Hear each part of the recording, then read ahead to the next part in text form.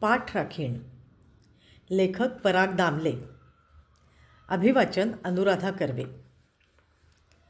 जगबुडी नदीच्या काठावर आईचं गाव. मोजून 23 घरं. फार वस्ती नाहीच. आईचं वय 83. एकटीच राहते आणि तिच्यापुरता स्वयंपाक करते.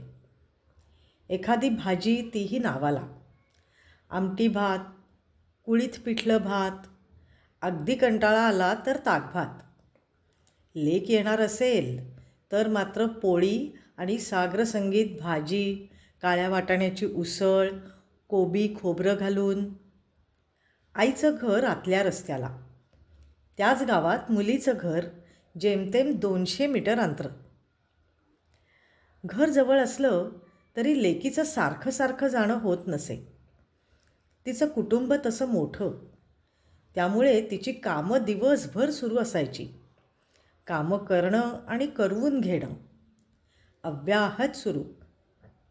सुपारी, नारळ, आंबा, काजू यांची व्यवस्था बघणं. तिच्याकडे गुरं होती. एक बैलजोडी शेतावर असायची आणि घरच्या गोठ्यात एक म्हैस. तीही आईनी लग्नात सोबत पाठवलेली पाठराखीण. सकाळी आणि संध्याकाळी कासरे सोडले की सरळ नाकासमोर नदीवर जायची. वाटेत कोणी पोळी दिली तरच तोंड लावणार. उगीच उकिरडे फुंकायची नाही. अगदी ठरलेल्या वेळी जाणार, आपणहून येणार. रोजचा रिवाज. जरी लेकीचं आईकडे जाणं दुर्मिळ असलं तरी तिची सगुणा मात्र न चुकता आईच्या दारात उभी राहून हक्काने भाताचा घास मागायची. तिचंही माहेरच ना ते. घास खाऊन झाल्यावर घरी.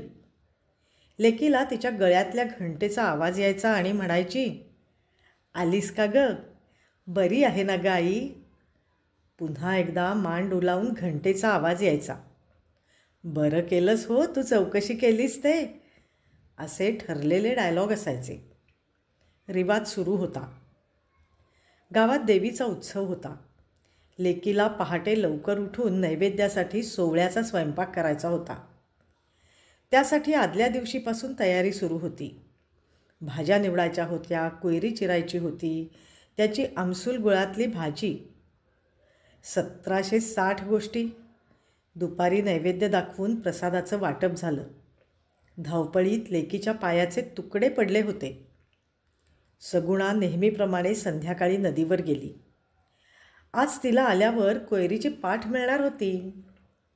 ठरल्या वेळेनुसार घरी येणं अपेक्षित होतं. पण आज उशीर झाला होता. लेकीला फार स्वयंपाक नव्हताच. पण ठरलेली वेळ निघून गेल्यावर काळजी वाटायला लागली. सगुणाचा पत्ता नव्हता. काय झालं असेल बाई? नदीवर काही झालं नसेल ना? चिखलात काही चावलं बिवलं की काय? की आईने अजून खायला दिलं नाही म्हणून मुक्काम ठोकलाय? अजून 10 मिनटं गेली तरी येईना. तुळशीला दिवा लावून झाला. शेवटी दुखऱ्या पायानं ही निघाली, टॉर्च घेऊन. नदीकडे जाताना वाटेत आईचं घर लागतं. अंधारात टॉर्च मारल्यावर डोळे चमकले. जवळ गेल्यावर समोर सगुणा आईच्या घराच्या दारात उभी होती. दार उघडं दिसलं. हिनं सगुणाच्या पाठीवर हात फिरवला. ती शहारली. काय गो गधडे, मी तुझी वाट बघतेय आणि तू इकडे मुक्कामाला? तुला आईनं भाताचा घास दिला की नाही? घास खाल्ल्याशिवाय दारातून निघायचं नाही हा रिवाज. लेकीनं बाहेरून हाक मारली, आई, अगं सगुणा वाट बघते तुझी. आई काहीच बोलेना. दारात चप्पल काढून आत गेली. सगळे दिवे चालू. स्वयंपाकघर रिकामं, चूल थंड, माझघरात नाही. शेवटी परसात गेली. बघून पायाखालची जमीन सरकली. आई जमिनीवर बेशुद्ध होऊन पडली होती. हिनं पटकन तांब्यातून पाणी शिंपडलं. आई भानावर आली. अगं काय झालं तुला? काही नाही ग. परसात जाऊन आले आणि चक्कर आली बघ. कळायच्या आत जमिनीवर. देवा, असं कसं गं करून चालेल? तू खाल्लं नव्हतंस का काही? धाप लागते का? काय होतंय गं तुला? मला मेलीला काय होणार 83व्या वर्षी? साधी चक्कर आली गं. बराच वेळ पाणी नव्हतं प्यायलं. आज निर्जळा एकादशी आहे ना. माझी अर्धी लाकडं गेली. लेकीनं तिच्या तोंडावर हात ठेवून पुढचे शब्द बोलूच दिले नाहीत. तिन्ही सांजेला वाईट बोलू नये हे तूच शिकवलंस ना गं मला. तिला खुर्चीवर बसवलं, गुळाचा खडा आणि पाणी दिलं. आईला बरं वाटलं.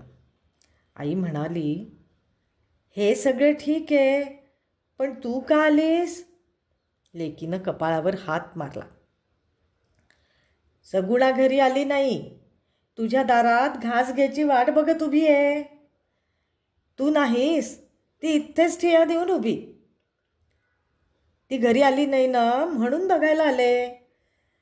तर उभी तिथे तुझी दुसरी लेक. आईच्या डोळ्यात पाणी आलं.